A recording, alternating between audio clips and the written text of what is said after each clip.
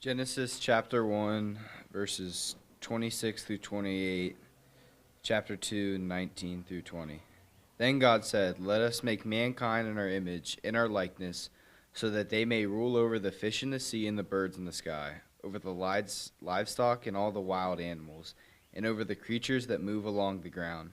So God created mankind in his own image. In the image of God he created them. Male and female he created them. God blessed them and said to them, "Be fruitful and increase in number.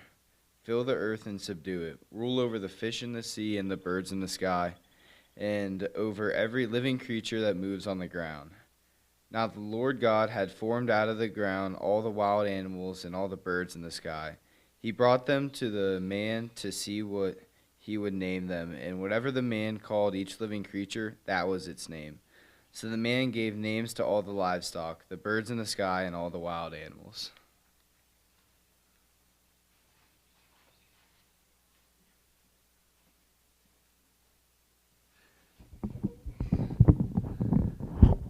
Thank you, Stuart. Good morning.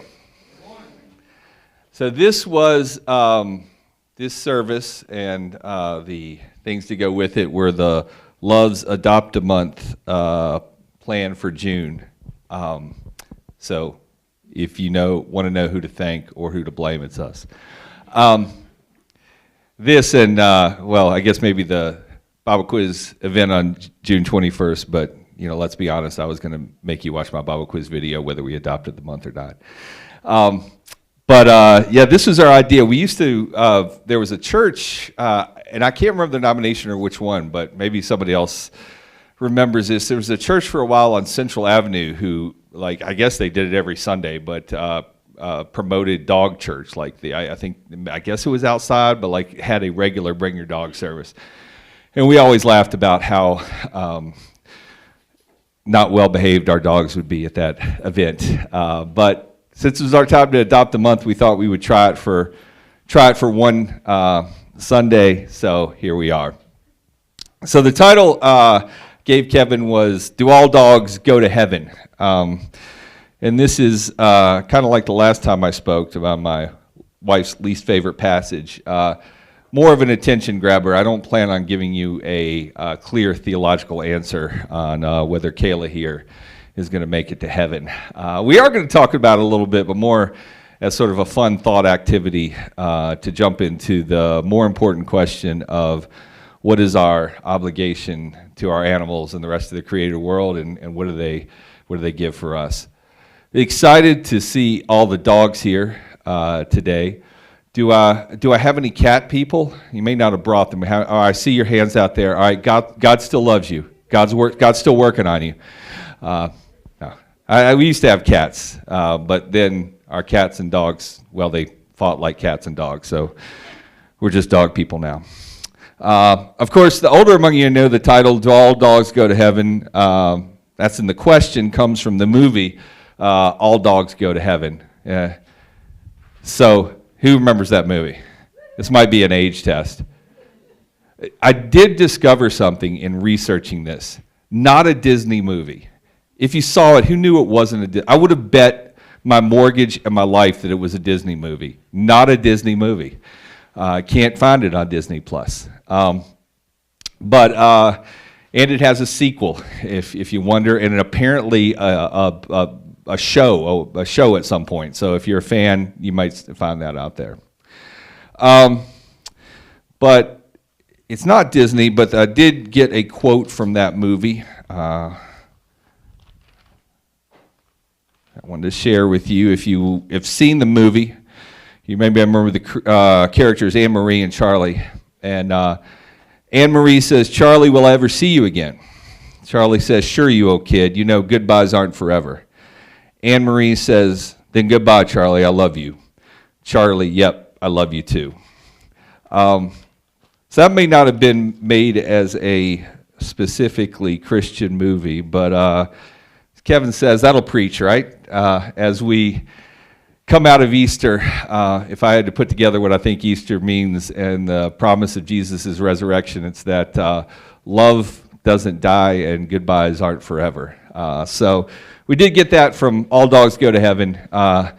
even if they didn't answer for us, the theological point of how that works. I will say this is a little thought experiment, as I promised Kevin, we'll try not to commit any heresies here. I still believe, of course you're free to believe everything in Stanton Mennonite, but I still believe that humans are different in quality, that as Kevin talked about in the children's sermon, that there was something of the imprint of God put us, this idea of our souls, and that we are different. We are, that there is a distinction between us and the rest of the animal world, that we were specifically created in God's image, that we have souls, and that we're different at that time. So man and woman are unique. So I don't think that our animals are going to go to heaven in the sense that they're going to say the sinner's prayer, and then their souls will be saved and they'll go to heaven. But talking about whether dogs go to heaven, I had to look to whether there are good sources. And if you know me, you may know that I look to Clive Staples Lewis. You may have heard me before. You may know him as C.S. Lewis. His friends called him Jack, the author of the Chronicles of Narnia, one of the great theologians of the apologists of the 20th century. And so in his book, A Problem of Pain, he talks a little bit about, his thoughts about animals in heaven. And he has this hybrid idea that the degree to which animals have immortality is through their owners. And so he says, insofar as the tame animal has a real self or personality, it owes this almost entirely to its master. If a good sheepdog seems almost human, that is because a good shepherd has made it so. There may be a sense in which the beasts that attain a real self are in their master.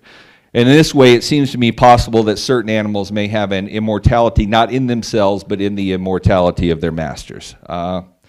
So I don't know if that's true or not, but sort of an interesting idea.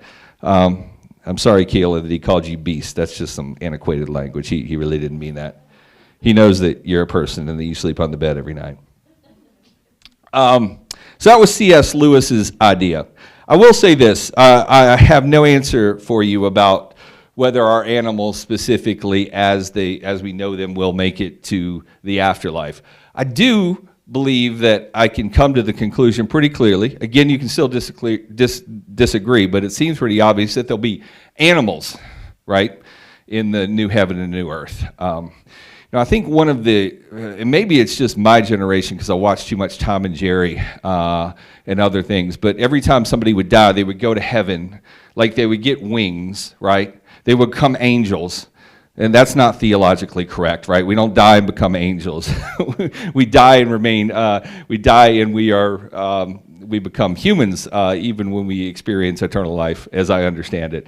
But we always have this idea, I think, of us in the clouds. I don't know. Again, maybe I just get that from cartoons. But I think I've tried to teach myself that the real idea, if I try to picture myself in my sanctified imagination in eternal life, it is essentially the Garden of Eden, right? I mean, the Bible doesn't say, I think often, that where we will live forever is heaven. It's a new heaven and a new earth. So I picture this being remade. I mean, it only makes sense to me that we would be we get the do-over, right? We'd be in the Garden of Eden in unity with animals and nature and each other and God as he planned us to be. So it only makes sense to me that there would be animals in eternity, that we would get to experience animals. Whether they are specifically the animals that we know and love, whether there will just be Yorkies or Kayla will be there as Kayla, I don't know. But I figure as long as they're going to be animals, I can picture my animals being in the afterlife, and I figure that little bit of imagination, if that's what it is, doesn't have any real negative theological context. But I think we will enjoy animals. That's not a stretch. So that's all I've got on do dogs go to heaven, but it's a broader idea. I think it gets us the broader idea of this two-way, though not equal, relationship between us and the animals, and by extension, all of the created world. And it's a lot like the two-way yet not, and when I say two-way, I think it's sort of symbiotic, that there are things we provide to our animals and there are things our animals provide to us, right? And if you think about it, maybe it's a way that we experience God, because it's not unlike, well, it's different, but it has shades of the two-way, though not equal, relationship we have with God, right? God created us. He takes care of us. We owe everything we have to him, as we believe. Everything we have is created by him. And then there's the idea, I think, that God gets something out of that relationship with us. That's the part, to me, that is difficult for me to make sense. How could God get anything out of his relationship with me? But I believe that clearly he does, simply by the fact he created me, right? I mean, if we believe God was in the beginning. He always was, and he always is. So he had a couple choices right there, right? He could have, I guess, just not created anything and just experienced being God forever. Sounds pretty cool. For some reason, he wanted to have relationships, and not only relationships, but with human beings that had free will, so that if we loved him back, it would be not forced, it would not be robotic, it would be of our own free will. So he created this world, and he put humans in it with free will, and then everything went bad because humans make bad decisions, right? I believe much of what we've done, what we do to each other, what we do to our planet is us. But God had to know that. He's God, right? So in some sense, the relationship that he would have with people was worth all of that, which is pretty amazing, right? Much like, I could have not had kids and animals, and all of my stuff could still look nice. Maybe I could have had floors that weren't wood, only wood floors in the house until there are no kids and there are no dogs left. But I was willing to give that up, all the messiness, right? All the hair, all the wrestling, all the broken things, because the relationships are worth it, and have absolutely been worth it and I wouldn't do anything different. So I can sort of see how God is like, I know that these people are not going to be perfect, but the relationship is worth it. So it's a two-way, relationship, and I thank Stuart for reading the scriptures, and would just point out that when we talk about our obligation to take care of the created world, if I say to you, we have an obligation to take care of the world and take care of the things that are created and to look after us, that's not like a political statement, it's not even a hippie statement. It's like the first command in the Bible, right? As we read, when God created man, the first job/command he gave him was, this created world I'm giving to you to take care of. And again, God's logic always is sort of strange to me. He's God. He could have taken care of this created world himself. It's a job he's omnipotent, right? There's no job he couldn't do on his own. For some reason, he decided to give us the job of taking care of this created world. So, that's not something that comes from me or from a book or from a person. I mean, in Genesis, it was literally the first job that God gave to mankind was take care of this. And it's interesting, when I was reading these scriptures again and trying to look at them in a new way, if you notice, he gave man dominion over the wild animals, right? So that's an oxymoron to begin with. How do you have dominion over a wild animal? But the only way I can think of is they may be wild animals, but we still have a obligation to take care of the world, of the environments, of the habitats, as Shannon teaches about, in which they live, right? So that goes back to not only the animals, but to the rest of the created world. How do you take care of a wild animal? Well, you really don't, other than God has given us the wisdom and the knowledge to be able to take care of and protect the habitats in which they live. Unfortunately, he's also given us the wisdom and knowledge to mess them up pretty good, but it's a choice. So, I mean, those are ways that we can take care of even the wild animals. So one more quote from C.S. Lewis. He says, "Man was appointed by God to have dominion over the beasts. And everything a man does to an animal is either a lawful exercise or a sacrilegious abuse. All right? So, like most freedoms, we can do well, that we have this amazing ability that was given to us by God to take care of the world. And if we do it, that's a pretty amazing responsibility God has given us. And those of you who garden or do things like that, just know that pure joy of taking care of and cultivating that which God has given us. And then we think about the ways, that's how we take care of the animals, the way they take care of us.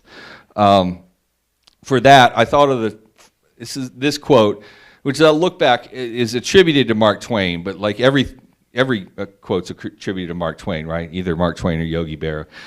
So there's some advice, there was some something to say that maybe it wasn't original with him, but is attributed to him. But one of my favorite quotes, I'm sure you recognize it: "The more I see of some people, the better I like my dog." If you've ever known both people and dogs in your lifetime, then that will resonate with you. That doesn't mean we shouldn't be in relationship with our mankind, but you know what I'm talking about. What our dogs give to you, you just know it. I mean, I see enough of you who have animals, almost all of you, to try to put into words for you what our animals give to us is just difficult to do. But I don't have to put it in words for you, right? I mean, everybody knows why we put up with these dogs, right? This one who sometimes pees on my floor. Why do I put up with that? Because we all know just that pure joy of the end of a hard day, having a dog lay down on your lap and doesn't care about anything you screwed up that day. We all know that somehow the smell of a puppy is just intoxicating, and we don't know why, but it's just true. I could give you other examples, but if you've ever loved a dog, I don't have to tell you why we do it, and sometimes we can't explain it and wouldn't put it into words. All I know is I think that that's from God. Why do I believe that? Because I believe that God is the only creative force in this universe. We can misuse or adulterate the joys God has given us, but I think every true joy comes from God because He creates everything. So that thin place between heaven and earth, between here and eternity that you feel when your dog cuddles up with you, I can't explain it to you, but if you've ever had an animal, you know it's real. And so that's what our dogs give to us. We are called on, or all of us, sorry, I made that dog specific. That's what our animals give to us. All of our animals are, we are given a divine job to take care of them, and in return, we get some amazing blessings for them. So I'm going to stop here. We're going to do some things at the very end in lieu of a benediction, just so that you prepare yourselves. I'm going to have everybody who brought a dog, if you were willing, I hope you are, or who brought another animal. I haven't seen the other animals yet, though that doesn't mean that they're not here. One time I was sitting behind catering an entire service before I realized that there was a snake. So any animal you brought, like when we get to that time, I'm going to bring you up, introduce them. Shannon has some homemade dog treats at that point, and then we'll end with a little blessing of the animals.